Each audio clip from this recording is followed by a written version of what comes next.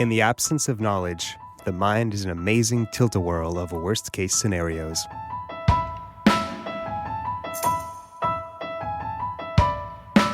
Welcome to AMI Audiobook Review, the weekly podcast where we chat all things audiobooks, and I'm your host, Ramya Amudan. The quote of the week is from Mad Honey. This is a book written by Jodi Picoult, and if you're like me and always forget how Picoult is actually spelled, it's Picoult. Okay, and it's not pronounced Picoult, it's pronounced Picoult. Anyways, that's a side note, but I just finished reading it. If you were listening to Kelly and Ramya this week, we did have our book of the month chat, the review. It was recommended to us by Sharon Johnson, and Kelly and I absolutely loved reading this book, so obviously it still sits with me, and I had to bring it up again. And it continues to sit with me throughout the day, so I have this question. How long does it take you to move on from a book that you absolutely fell deeply into? It doesn't have to be in love, but just into it before you can move on to the next book. So I have some people who want to help me answer this, or maybe just throw around some opinions. Nisreen, the last time you read a book that you actually, really felt invested in, could you stop and pick up another book right away after that? Do you have a period of time where it's impossible for you to move on to the next book? I think you can already tell where I'm coming from with this. I wouldn't say right away. I think you would need to kind of pull me into the next book that I would be like, okay, you know what, I'm ready for this. But yeah, I think I see where you're going, that you need time to, reflect and grieve and process. Right? Exactly. Yeah. But I don't need that much time, but I think it depends on the next book, and you're like, okay, is this worth reading? Is it gonna top this book? Yeah, I guess, there are these other questions. Like, what if I don't like the next one as much? Does that ruin the impression and the essence I have of this one? Jay, how about you? Do you have this issue, this challenge that we're posing? Do you have? I think that the grieving period, as you call it, is like directly correlated to how good the book was. So like the longer it takes for you to transition from one book to another, the more representative it is of how much you enjoyed it. That's the way I see it, because when I'm reading a book and I don't like it, I cannot wait to move on to the next one. Okay, but Right, you're so also a completionist, right? Like, you I don't am finish the absolutely a book? completionist, Oh my yeah. gosh. And that goes for individual chapters too. I will never, ever stop reading until I finish the chapter, because I don't want to pick up a book in the middle of a sentence or in the middle of a paragraph. This is I so need deep. that break point. Otherwise, I don't know what the hell's going on. Yeah, that's true. Because I've had moments where I had to go back and revisit because I've completely lost context of what the heck is going on because I stopped in the middle of nowhere. Mhm. But you think it's only if you enjoyed a book? Like, how about the deeper conversations? Like with Mad Honey, there were so many deep themes, right? Things that were being explored that were kind of new to me, like descriptions and characters exploring transgender identity and things like that, where after I left it, I feel like I'm seeing the world in a different place, from a different place. Mm. Well, it feels like that kind of book is much more introspective. Mm-hmm. And in those situations, that might require a bit of time to let that marinate, to meditate on that a little bit. Yeah. I think that might speak to the type of books that I tend to read, which are pretty shallow. No, that's not true. That's not true. It's just fantasy, man. Yeah, that's it. Yeah, I'm a big fantasy fan. I've been branching out a lot more, but almost all the books I've read for like most of my life have been fantasy. But in the past 2 years, I made an effort to read a lot more nonfiction and just modern novels and stuff like that. And I still have yet to come across a book that's made me feel introspective like the way you described. What? Still? Yeah, well, what can I do? You'll have to recommend me some books. Man. Okay. Well, yeah, the last book I recommended took like a year to finish. But hey, this might be a good time to pause and be like, who the heck is this guy? Jacob Szymanski, who doesn't need much introduction because you've been hearing his voice all over AMI Audio Podcast Roundup and other places. But Jacob, you are joining the team here on AMI Audiobook Review, producer, co-host. You're going to be doing a lot. So behind the scenes and on air, we're going to hear much more of you. And because you're an avid reader, audiobook listener, this makes perfect sense. We're already getting to know kind of your taste of books, but do you want to just shout out like how excited you are to join the team? I couldn't be happier to be on this show because I enjoy talking about books, I think, just as much as I enjoy reading them. Mm-hmm. Anytime I finish a book, I want to go online and see what other people are saying about it. That's half of the enjoyment for me. And like book podcasts, I love them. I cannot get enough of these things. Then do you also join book clubs, or is that not your vibe yet? I've joined a book club once and I didn't like the books they selected, so I left. Okay. Because Well, there are I plenty can more be book quite a clubs. picky reader, I'm not going to lie. Mm. But I've been reading my whole life. Like when I was younger, I read a whole lot. But because I was low vision at the time, it was a struggle for me. And I don't even think I realized how much of a struggle it was for me. I think internally, I just thought reading was really hard. But it didn't click to me that it was because my vision was bad. Right. So I enjoyed it, but it was so much work. And because I can so relate. yeah, you can relate it. Like it was so much work, and I think eventually it just added up to the point where I didn't want to do it anymore. So I didn't read for like 5-6 years, and then what was it, around like 2017, 2018 or something? I discovered audiobooks and just how accessible they were. What a game changer! What a game changer. Oh my God, what a game changer! I know. And the thing is, there's not a much resisting. Like in so many other aspects of blindness, I resisted. The white cane, I resisted. All kinds of things I resisted. But with reading, I've said this before on many shows all across the network, so forgive me, but I pretended to read for such a long time. I really legitimately pretended to read through grade What? school. Yeah, I know. What does that look like? What It's does flipping pretending to read pages, look like? knowing how long it should take me to go through a page, and seeing the font but not actually seeing the words. And I would just pretend to read, like you're role playing reading a book. Ramya, that's insane. It is insane. I'm sorry, but that's what I had to do because I wanted the prizes. Because when you had solo reading time in class, you would get prizes at the end of finishing a book. Don't laugh. And then I'm just concerned. it was very concerning. So I did it up until like grade 4. And the thing is, I was literate. Like I could read. I was in education. I just didn't want to read novels because it was so straining on my eye.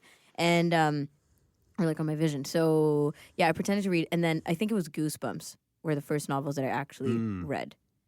Who's that? Jerry Spinelli, right? Yeah. I read the Goosebumps, like one of the books, and then continued, and that was what spawned my love of reading. But after that, audiobooks, which basically felt like storytelling, like I'm down. So Yeah, you fall right into it. It's so accessible. Exactly. The way you describe pretending to read reminds me. I read a book called Educated by Tara Westover. It was a nonfiction about a girl who grew up in a very conservative Mormon upbringing, and she's basically homeschooled and like functionally illiterate. And she described how what she thought was reading until she was like 20 was just opening a book and like looking at the pages. Right. Not Yes. necessarily looking at the letters and Like comprehending actually it. reading. So that reading was opening a book and like tilting your head towards it. And that counted as reading. Exactly. It's the facade of reading is reading. That's pretty funny. But no, I had a phase through like 2017, 2018 where I just read ferociously. And I had a routine where, because I was working evenings every single day, without fault, I would read for at least 2 hours. Oh, unbelievable. Yeah. I don't think on the I've same yet to go through a couch, phase like that. I made myself a big old smoothie. And I sat on the same couch for like 2 years straight and listened for 2 hours every morning. This is going to have to be posted to the book club. Like, what is your go-to snack during reading? I don't know if smoothie is going to ever make anybody's list. Nasreen, do you go through a smoothie when you read? Forget reading, like watch TV shows, any of it? Oh, hell yeah. Smoothies? Really? Yeah. Okay. Well. It's It weird. was for breakfast because it was in the morning, right? Okay. With a bit of protein powder in there. Nice. Good. Makes sense. Good defense. Anyway, let's move on to some other convos. But yeah, nice to have you on the team, man. Yeah, I'm so happy to be here. Yeah, it's going to be fun. You've done a lot of behind the scenes anyways, like filling in for Nasreen, technical producing, and we've had you on the show before, so this is going to be a lot of fun. We're going to continue the book talk, but we have a theme. And by the way, I don't think we've actually formally announced this, but we are moving to an hour. we're becoming a longer show. So there's a lot of exciting stuff going on along with Jacob coming on the program. And that is that you get double of us every week. So stick around because we got stuff to fill. And you guys never struggled for content. So No. I'm not worried at all about filling this hour. We're going to have really awesome conversations. I have no doubt. So the theme for today, because we picked one, because we're organized, is that we want to talk about books that are purposely provocative, edgy, or taboo. So this is going to be kind of a mix of us talking about things that we read, what taboo really means, maybe book bans and things like that. But also we posed a question to the book club, and this is Amir's evening book club, as well as some stragglers like AMI peeps who responded to a question we asked. So this is the definition of taboo, because this is a good place to start. Give me a second. Okay. A subject, word, or action that is avoided due to religious or social reasons. So I think it was you, Jacob, who wanted to bring this up. Purely because it's interesting, or what? I think when a book explores taboos, it feels like you're doing something you're not supposed to be doing. And that's always tantalizing. It's the same principle that when you hear that a book is banned, you're like, I want to know what the big deal is. I want to know what's happening here. So in a way, it's really, you can see books that explore taboo topics in two ways. You can either avoid them because they make you very uncomfortable, or you can crave to want to consume them because they are so taboo. Yeah. Because it's exploring these taboos is really exciting in a way. Yeah, and you can also be the person who has enough power or could wrangle up enough people to agree with you that these books need to be taken off the shelves, aka banned books, right? Yeah, exactly. Were there any books that you read recently that explored taboos? Yes. And we've talked about this one on the show.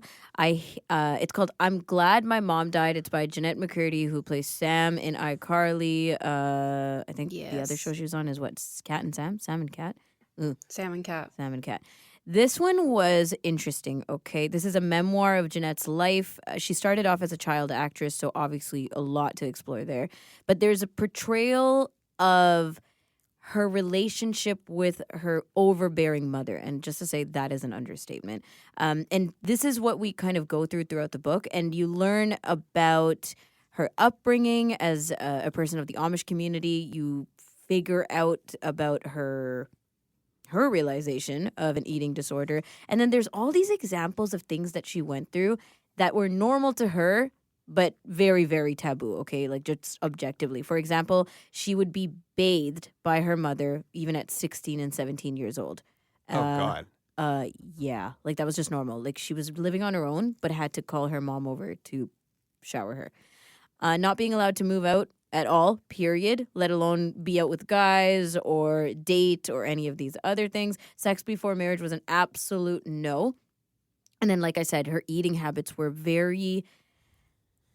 they were very much influenced by her mother's desire for her to stay thin, to be an actress, to, be Hollywood. But later on, that became an eating disorder discussion, obviously, which was frustrating for her because she was just like, I don't get it. This is a normal relationship for me with my food.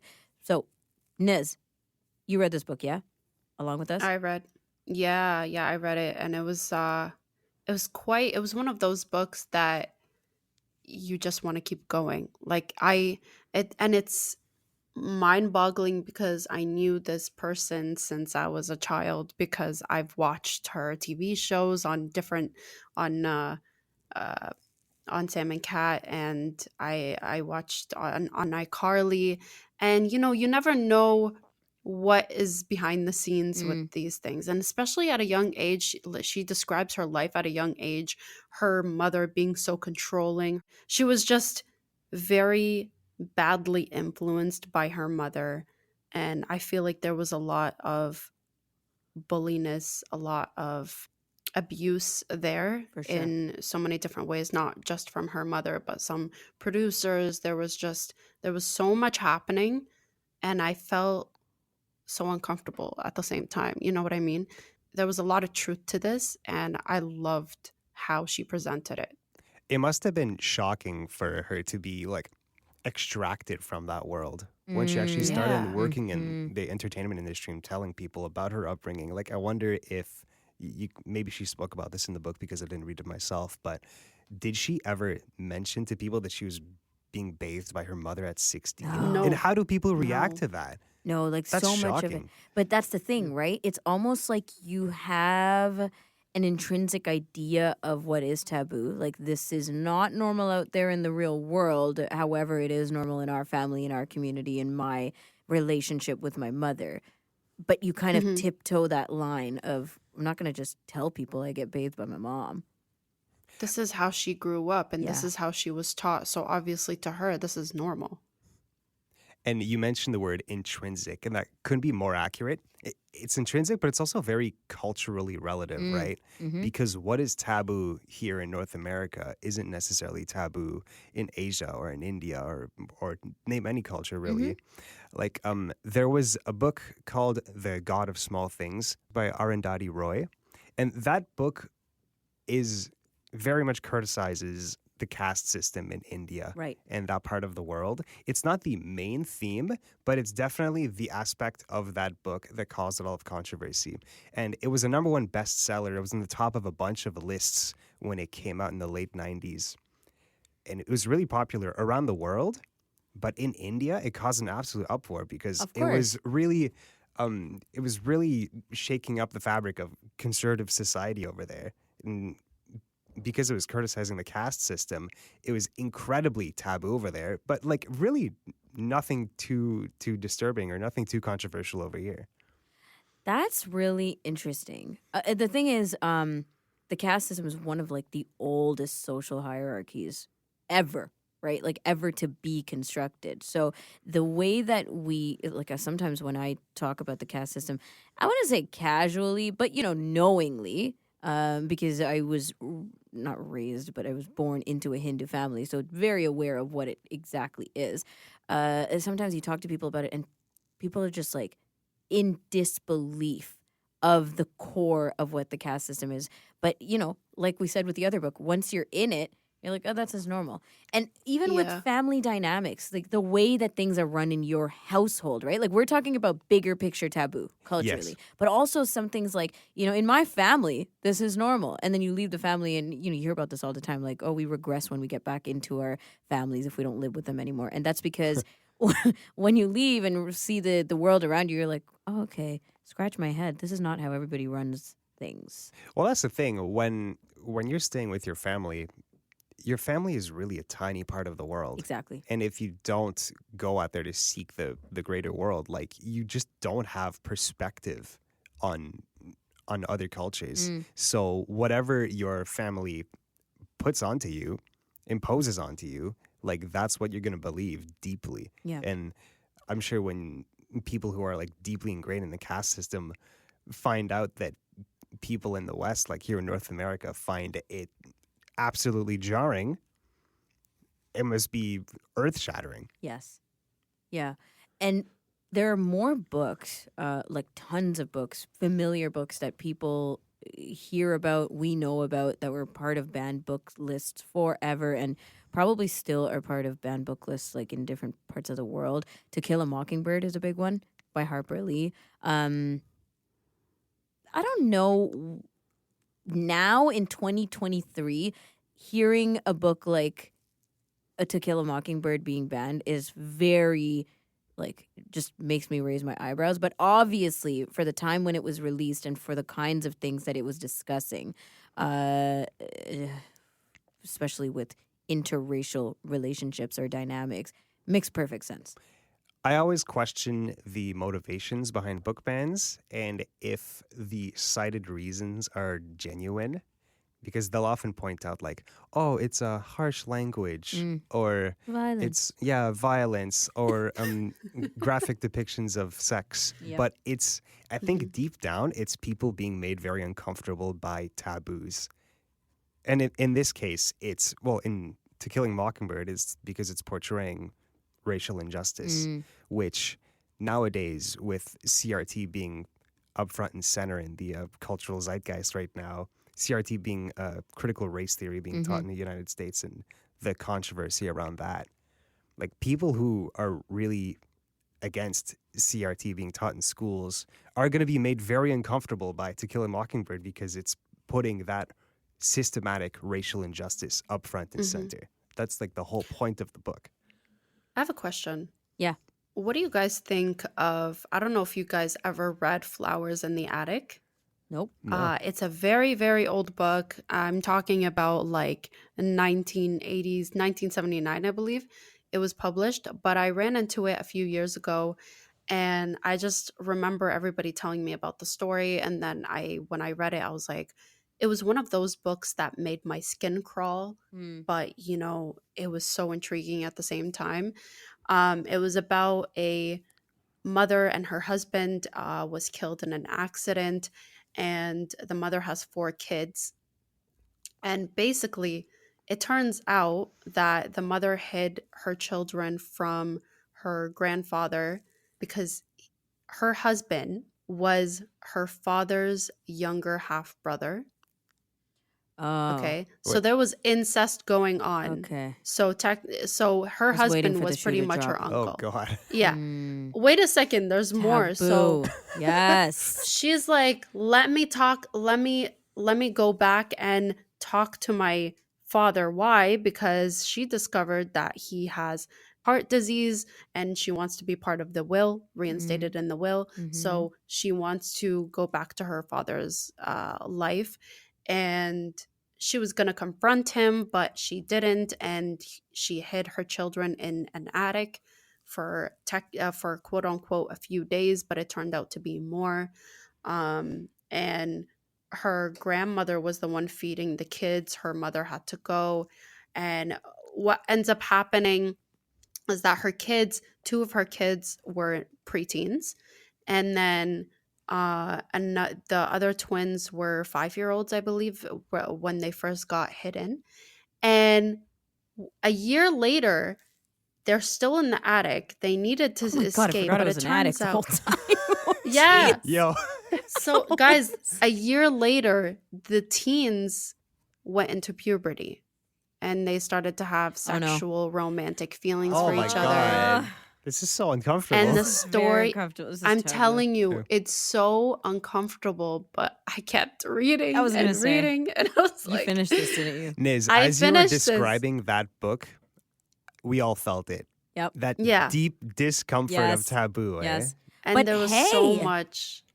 You talked So about the much. caste system. The caste system encompasses a lot of incest because of Mhm. keeping, castes in your blood. Like to continue it, the only way is to. That sounds like Practice incest. like quite the oversight. Yeah. Okay.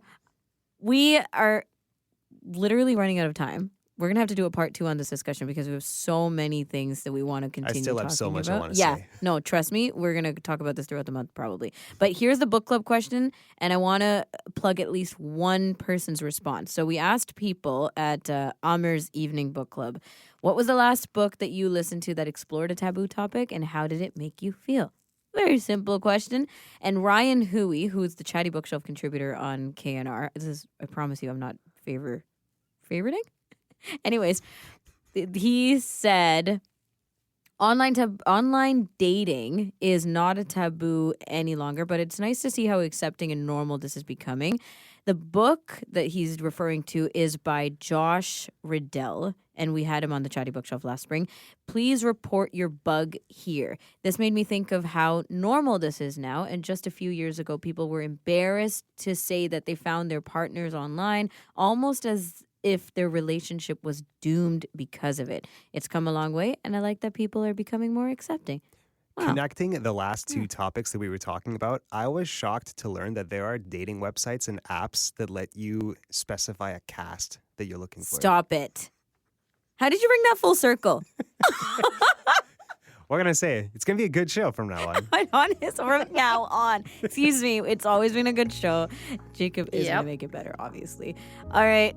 We're going to come back with a conversation we had with our CELA friends. We finally are getting to that review of The Whispers by Ashley Audrain. You know we've been looking forward to it. We could not stop talking about it through the summer. So that's up next. You're tuned into AMI Audiobook Review, the weekly podcast where we chat all things audiobooks. Let's get to that CELA home page. You thought I forgot. No, we just moved it to another part of the show. This is at the Center for Equitable Library Access webpage. If you go to celalibrary.ca, here are the 3 featured titles you'll find right at the top there. The Whispers by Ashley Audrain. This is a suspense and thrillers. The Wager by David Graham, which is a history title. And The Misses by E.L. James, which is a romance. All 3 titles and many more titles of their expansive catalog available on celalibrary.ca. Now, we do have that CELA Talk lined up for you at the start of September. We're going to hear from Karen McKay and Theresa Power from CELA. Theresa is the Content and Access Librarian. Karen is the Communications Manager. And we're finally getting to The Whispers, that book by Ashley Audrain, her second book that was released. This is the juicy review that we got into that you and everybody else has been highly anticipating. So first off, all 3 of us have read the debut novel by Ashley Audrain, which was The Push. So let's go around the table and just have some first impressions. Because I think that it comes with expectations, right? Like The Push was so good. So now we're all excited and nervous to know if her second book will be just as good, even better, or if it's going to fall flat. So Theresa, you first. Yeah, so I think that if I compare the 2, I may have enjoyed or thought that The Push was a bit of a better book, a better written book. I would certainly say that The Whispers has a lot of characters in it, so be prepared for that. It's not quite as pared down as The Push. So there's a lot of characters to kind of keep in your brain and to remember. But I think once the book flows, that comes pretty easily. People fall into their groups, into their patterns. And I would say that whatever The Push does to discuss motherhood, The Whispers takes that and explores it exponentially. That's a really good way to put it. We got to come back to that, how she kind of uses The Push to launch us into deeper conversations about variations of scenarios that we started to see in The Push. Okay, how about you, Karen? So the end of The Push literally made me gasp out loud when I read it. And I was in public. I was listening to it on my it was an audiobook. The best place to listen to The Push is in public. I know. So it literally made me gasp, and I wanted to do one of those big no kind of don't stop it here. I want to know what the next thing is. And the ending of that book has stuck with me. I think I can't remember how many years ago I read it. 3? I can't remember now. But in terms of The Whispers, I think that it has, in some ways, some more nuanced themes around motherhood than The Push did. But in terms of grippiness, that's not a word, but how much the novel gripped me, I would say probably The Push. I inhaled The Whispers, but the Push, I literally would sit in my car for half an hour because I couldn't turn the car off. I don't want to keep listening to it. So, yeah. Yep. I think around the table we're pretty much on the same page. The Push was just so out of the realm of anything that I had listened to, of anything that I had watched. And I don't know if it's because of the way that it was written, because the themes themselves were, wild and over the top and surreal, but we were following along I can't believe this is happening to this woman. And Theresa, you mentioned it. The Whispers follows several women living in a neighborhood, whereas The Push follows one mother. And we really get deep with everything that she goes through, her past, her present, her her birth, her motherhood towards one child versus another, like the way that the world is responding to her versus the way that she's responding to herself, right? Like, you know, taking her own thoughts in and asking herself if she's going crazy. Like, there's just so much to digest after you read a portion of the book. You go on, and I was sitting with it forever. Like, I would sit with it throughout the day, and then when I pick up, you know, to continue, I would still wouldn't be over it. Like, I was so consumed by her world. And in the Whispers, I feel like there was a lot more opportunity to just put the book away, because there's of course so much to explore, right? But it didn't necessarily feel as intense. Theresa, was there like somebody particular, or like whether it's a character or a theme, that you felt was intense enough to remind you of the push? Oh, to remind me of the push between the Whispers and that book. Um, I think maybe the ending, because there's this so in the push, like the mother is convinced that there's something with the first child, right? And Yes. this first child has done something so terrible, and there's almost like a horror aspect of it. If you think about the way so many directors and movies use children as objects of horror, right? And so I was kind of thinking of that. Oh, that's facts. I didn't even think about that. And I was just thinking of like, you know, you discuss all these aspects of like, you know, like motherhood, that I feel that that's really the crux of the story and what this is exploring. But then there's like this really creepy kind of kid element to it, and like I totally felt that at the end of the Whispers too. I was like, what?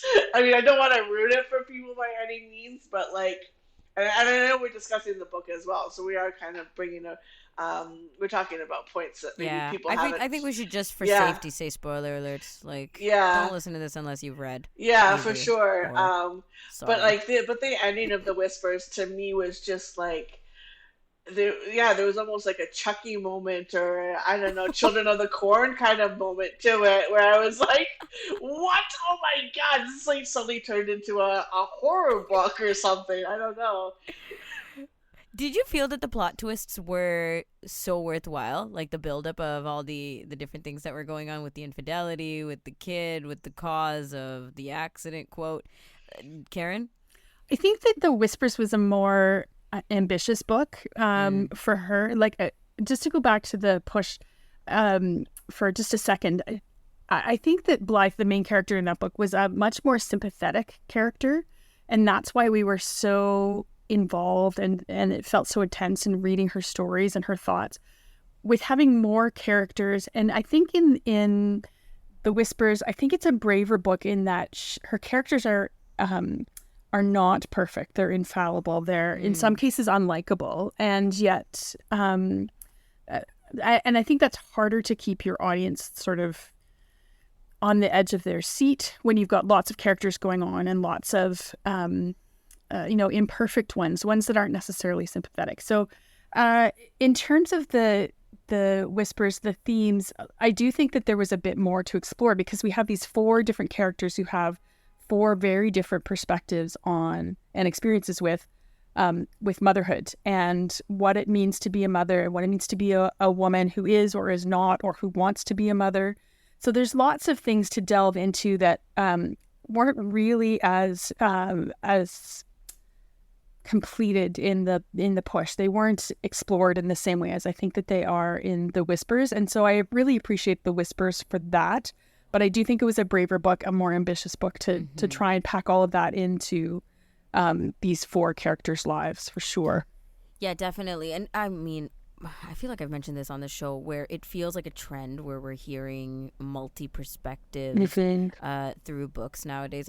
We're just running into a lot more of that multiple POV kind of, every character has a say. We're following the plot through all of these people, and so it is more difficult to do that, especially with a thriller, right, or something where there's elements of mystery that we're kind of following around.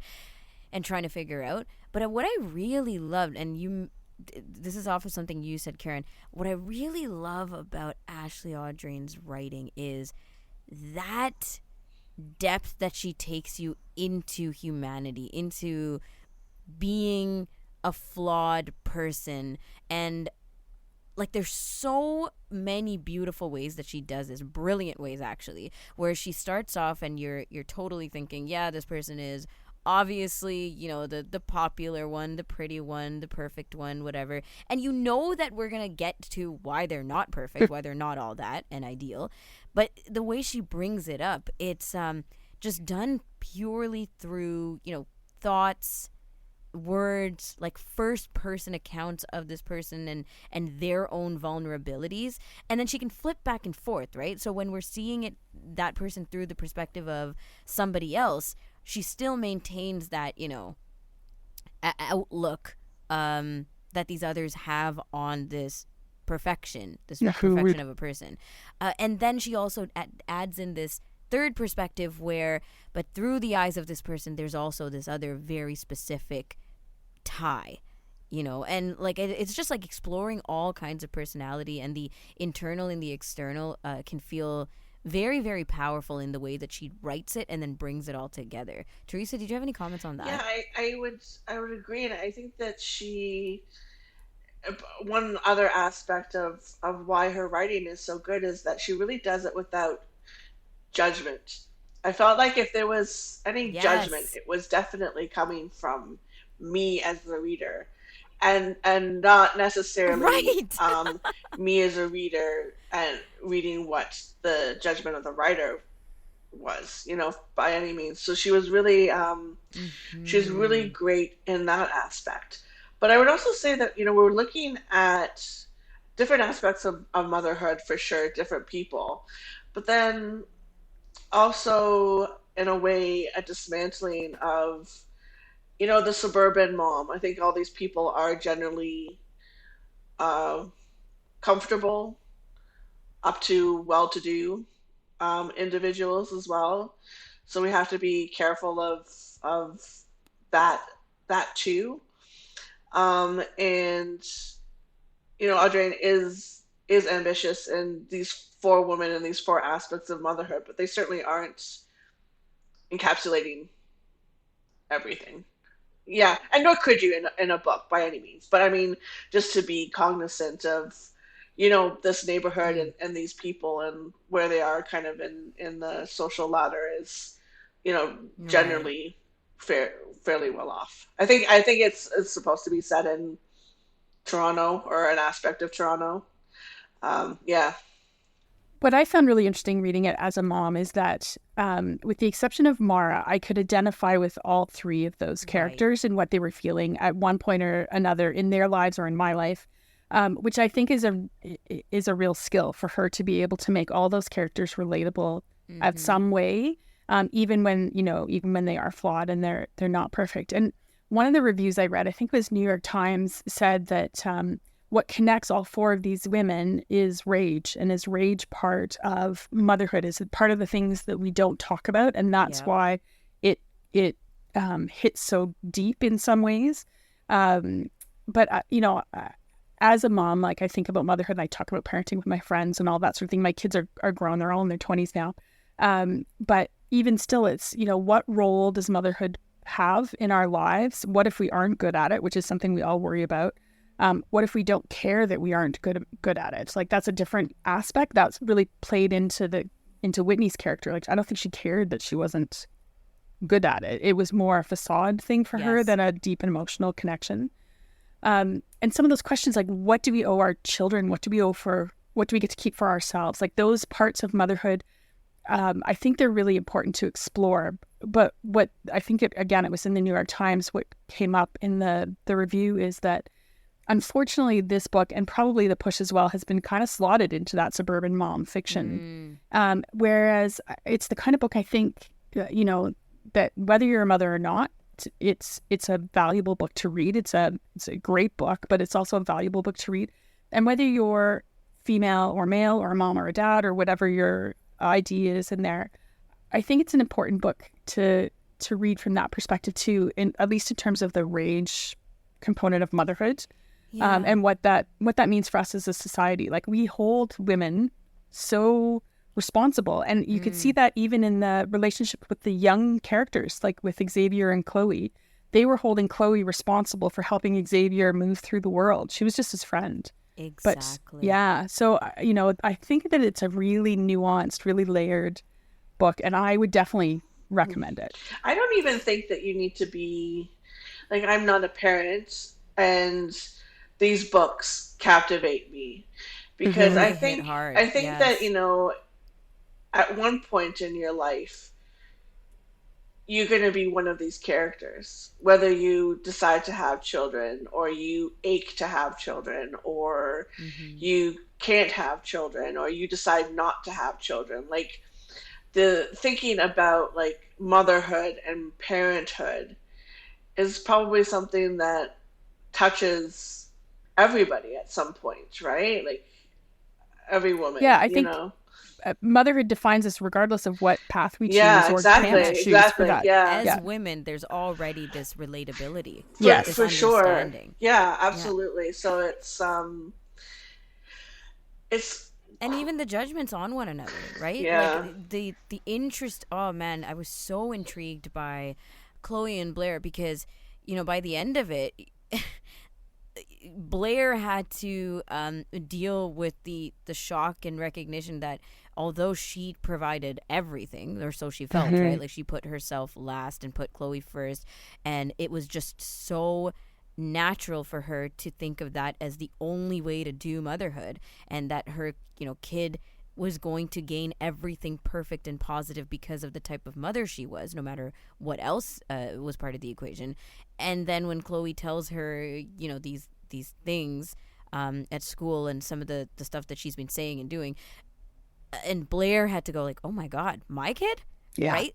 That expectation as well, where we're like, we hold parents responsible for the kinds of kids or adults or people that kids turn out to be. And that's a hard thing to Yes. push against as a parent, right? Like, I personally, for sure, I feel that. And my kids are older, and I kind of feel like in some ways their behavior and the way they move through the world is a testament to my Yes. skill as a parent. And really, it's they're independent beings. It's their choices. They've had the foundation that they had, and they can to make the choices they want. But we do as a society hold, particularly mothers. And I thought that was an interesting thing because as I was sort of looking through the book again just before we started this conversation, I'm like, I don't remember the male characters very well. Right. Like, they really felt like they were kind of lacking in depth, and they were kind of interchangeable. And there are partners in all of those relationships, and they are kind of absent in this book. And I think that feeds into the whole idea about responsibility and rage and societal expectations and all of that kind of stuff. Like, the what we expect from women and what we expect from mothers is so different than what we expect from men. Can I tell you one scene that really struck me from this book that, like, I think about? Like, I think about in the depths of the evening, it haunts me. It was that moment in the hospital where it's Whitney, right? Who is there with Xavier, and so Xavier's already in the hospital, intubated and in a coma, and she kind of like clasps his or grabs his arms in a way, and she's like, "Is this the only way that I know how to touch him?" And she's remembering all those times where she must have grabbed him in anger and shook him in anger, and she's thinking like, is this the only way that I know? This is like, it's almost automatic, where she places her hands on his arms, and not even remembering like when was the last, is it hugging that I know him the most, or like, all these other things, but it's this gripping of the arm, of the upper arm specifically, is natural for her to grasp because of the way that she has treated him all those years. And that just really shook me, that scene. And it was just, I thought, a piece of the novel that was really, really well done. It was so visceral, like you could almost feel it yourself, you know? Yeah. Yeah, and I think there's a few of those moments in that book that, and I think that's why it's so powerful, right? Audrain's able to put us in that place and literally gasp. Like there have been times through this book that I gasped, and certainly in the push that I gasped, that you're that involved in the characters and in their stories. I'd be interested to know what your perspective was on Mara, because I think that what a character. I know, but I don't know that she was utilized as well in the book, maybe as she might have been. Part of it. Yeah. You know, like for me, Mara was almost a background character. Like we could have even done the other way and not heard from her at all, right? Like she was just this person who knew what was happening. They didn't even really care for her other than Rebecca, or understand her past. Like we knew more about her past than 2 out of 3 of the other women did. And also the wild part for me was that her husband was dead and nobody even knew because of all this other drama that was going on. Exactly. That is just unbelievable. To the end, there was something like I was always thinking, are they going to find out now? Are we going to get a reaction? Like what's happening? They're not going to know, and the book is over. Well, it sounds like he never really left the house. Like you didn't really do anything, but she was the one who was. Yeah.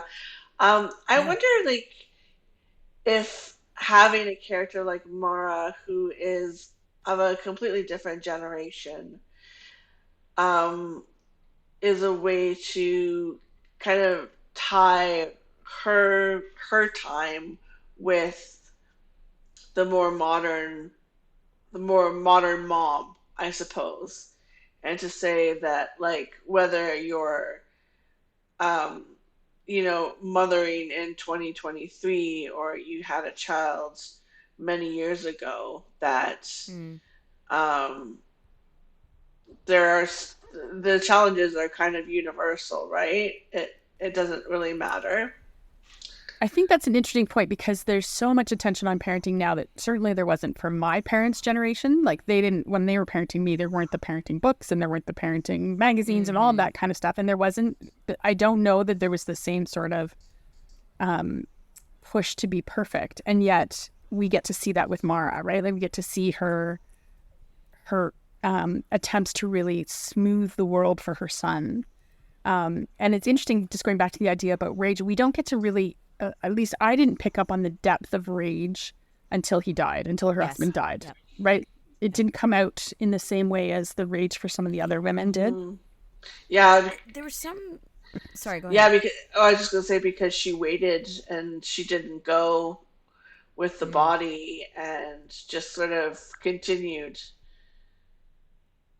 Yeah, I think that the complexity of Mara that I really that sticks with me is that there was no doubt that she loved her son, wanted a son. There was all these like scary parts where she was dreaming of what could be and premonition and such.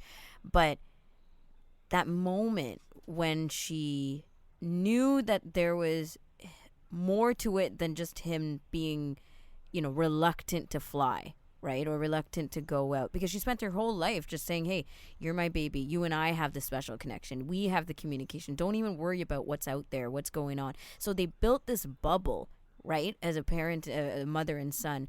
But then this was real life now. Like she wanted to take him out. She was adamant. She was doing this almost out of vengeance of what had happened in the past. And she's like, I'm going to prove to you that he can do it. Like, let's go. And then that's what led to his death, right? Like she didn't really prepare him for the real world, or didn't realize what he was communicating with her about the anxieties. That was really tragic for me. Yeah, very tragic part of the story. And it's interesting to see how that kind of connects back to Xavier, right? That she's trying to connect with him in the same way she was trying to connect with her son to some degree. And your comment about them being in a bubble, like I think that we see that echoed with Blair and her relationship with Chloe, right? Like she's sort of not divorces in the literal sense, but Aiden's kind of a peripheral character in that relationship in some ways, her husband. And even with Rebecca and her attempts to get pregnant, right? It's almost like her husband is a